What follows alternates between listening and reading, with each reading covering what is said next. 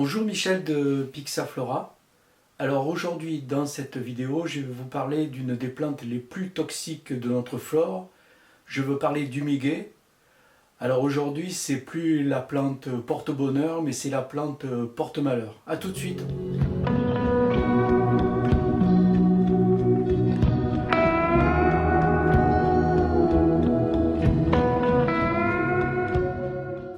Selon la légende, c'est Apollon qui aurait créé le muguet. Il en aurait parsemé tous les monts Parnasse afin que ces 9 muses puissent marcher sans se blesser les pieds. En réalité, cette petite fleur délicate, blanche et parfumée cause chaque année de nombreux empoisonnements, surtout au moment du 1er mai, époque où elle est abondamment récoltée et vendue chez les fleuristes. Toutes les parties de la plante sont hautement toxiques.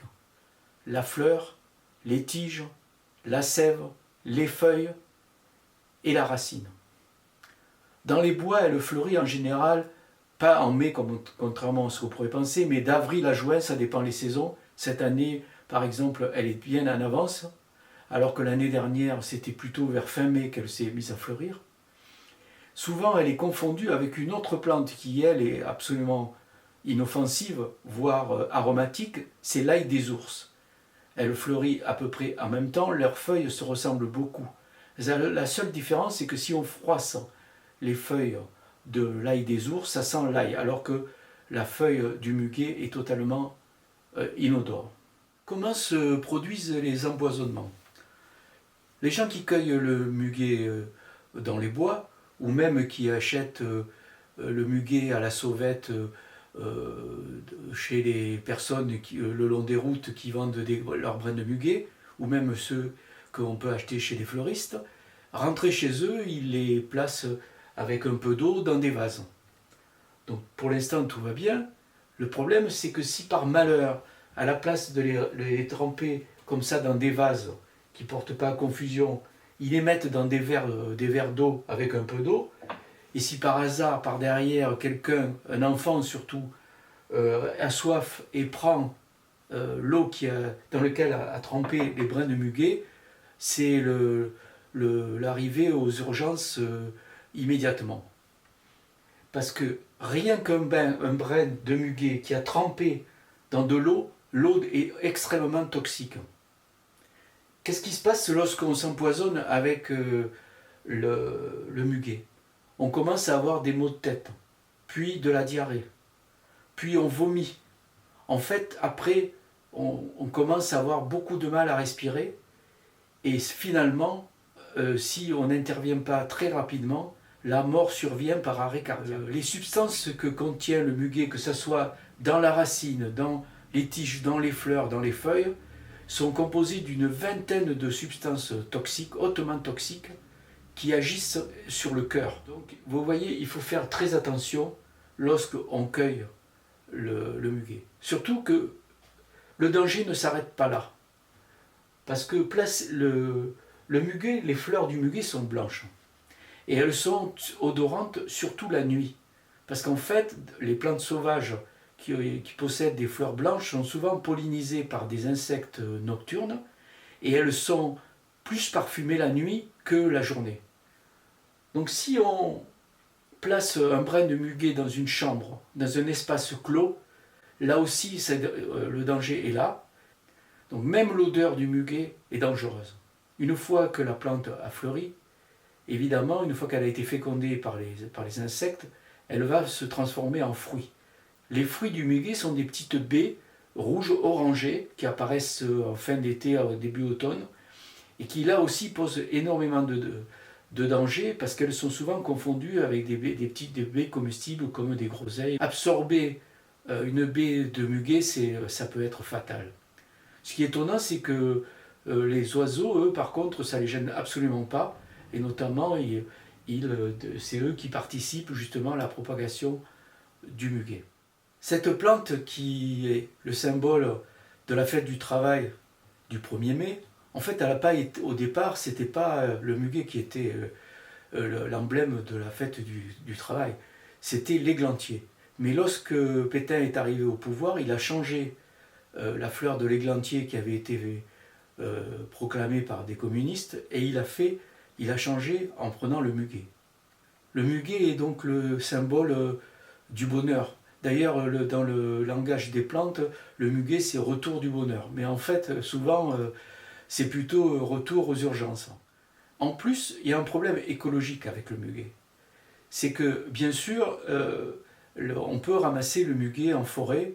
Si on coupe les fleurs, ça ne va pas tuer la plante, mais il faut savoir que si on ne laisse pas la pollinisation effectuée par les fleurs, la plante va se reproduire par son rhizome, mais petit à petit, il va y avoir une dégénérescence biologique qui va entraîner la disparition à très court terme de la plante. C'est pour ça que des années, on voit des tapis entiers de fleurs de muguet, et puis l'année d'après ou 2 ans après, ben, il n'y a plus rien. Autre chose, il y a le muguet qui est produit massivement dans des serres, notamment dans la région de Nantes. Il y a des millions de brins de muguet qui sont produits chaque année, juste pour le 1er mai. Et les conditions de culture sont loin d'être écologiques. Alors cette année, c'est une année très particulière, parce qu'évidemment, avec le confinement, la vente à la sauvette, qui était tolérée, et pas autorisée, mais tolérée, est totalement interdite. En plus, comme on est confiné, on n'a pas le droit de se déplacer à moins d'1 kilomètre de chez soi. Ce qui fait que si on se fait choper en train de vendre du muguet en dehors de chez soi, on a une amende déjà de 300 € parce que c'est interdit de vendre du muguet, et de 150 € parce qu'on est loin de sa maison dont on devrait être confiné.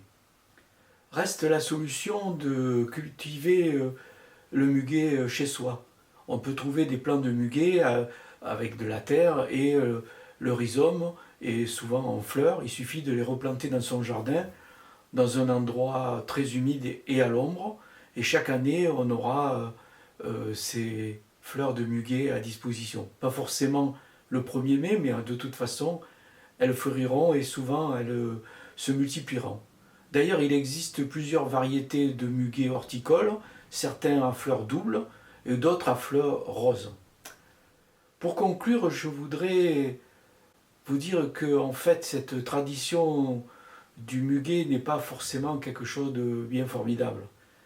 Premièrement parce qu'elle entraîne un afflux de coups de téléphone au centre antipoison au début du mai, que les empoisonnements sont assez nombreux et peuvent être très dangereux, qu'en plus la cueillette du muguet à l'état sauvage crée un désordre écologique et une dégénérescence des plantes.